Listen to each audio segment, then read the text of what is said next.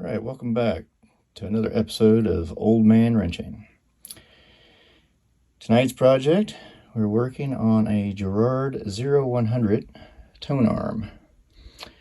And it came up on the forum. Somebody thought you might be able to use a ribbon cable to rewire a tonearm on, well, any tonearm really. A lot of guys are using mouse wire, and somebody was like, well, can we use ribbon cable? Well, that's what I'm here to test out. I have an old floppy drive cable. You probably have one too if you've been doing computers for a while. Basically, I've just pulled four lines wide. I decided in this case to use the white as sort of a guide wire. It might be red stripe, and gray wire you might have. So what I've done is it's very easy to shove through this. Probably depends on the tonearm, but this is a Garrard Zero 100, and so it's pretty flat. Yeah, like that. And I've just slid it through here, and it pops out of this little hole on the end. This comes with a black rubber plug that is secured by this little plug here on the side. Not sure how necessary that is, or if I'm going to put it back in there, I don't know. The issue that you run into with ribbon wire, obviously, is that it's flat. And so, like, this plug was designed to have a, very tiny, almost like surgical thread thickness of wire that goes to the little plug. I could probably, this is pretty fine wire, I could probably roll these all together and shove it through there. Again, I'm not sure that it's necessary. This moves rather freely. Which is kind of what you want, I think, with tonearm wire. My problem is, I discovered on this particular Garrard that my head shell, if you look at these really tiny pads, this is where the Garrard cartridge slides in and contacts these pins. A lot of people think this is a source of loss of connection, and it could be if if they've gotten smashed or any of these little plastics in here get twisted around. But in my particular case, the issue is up here, and I don't know if you can see it, but this guy on this end right here has effectively broken out of the plastic.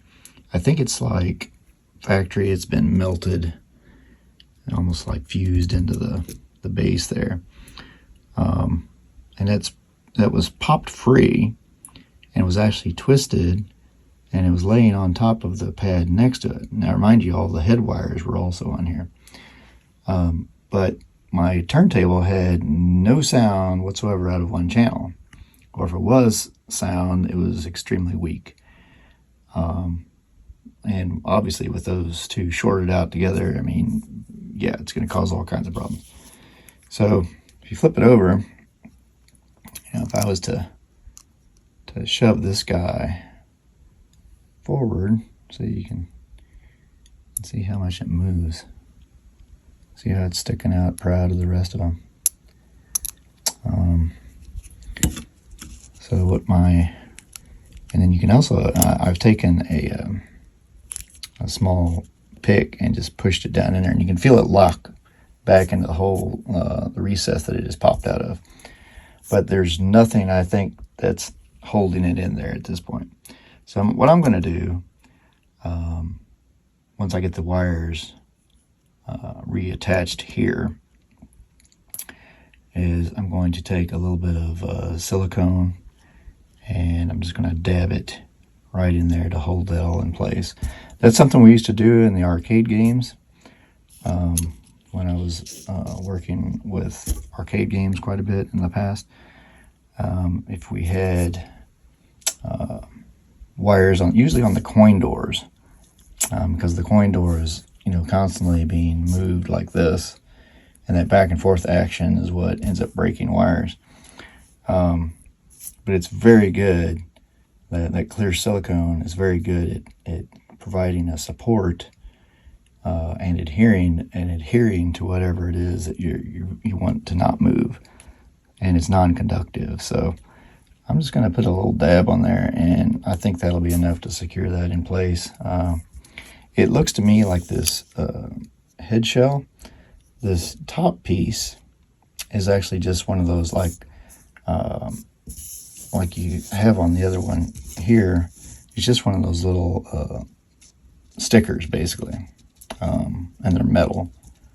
And I believe this is a sticker placed over the top, and the evidence for that is you can kind of see the backside of it right there under those two holes.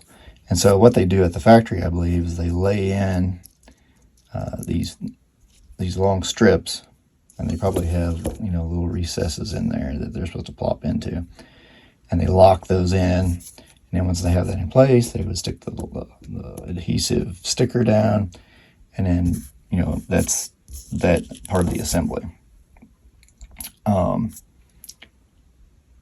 So in order, if you really wanted to get in there and really dig around, you'd have to unseat this sticker, worry about damaging it as you pry it up, properly fix whatever's under there as best you could, and then somehow re-adhere this thing. And I'm just not going to do that. I think just a dab of something right there is going to be enough to hold it in place. I just have to make sure I'm not getting up into the bearing area. Since this all sits on top, it's like that. It's going to want to do this kind of thing. But I like the design. It's fairly simplistic. And I've done a little bit of polishing here. This brass, it's 50 years old at this point. You would not believe the layers of green that come off of that. It shines like gold now. But just a little bit of I use Mother's aluminum mag and wheel polish. That's pretty much my go-to for any kind of polishing.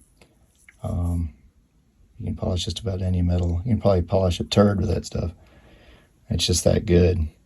So anyway, yeah, I'm gonna strip some of this off and solder it up and put it back together, and I'll let you know how it works out.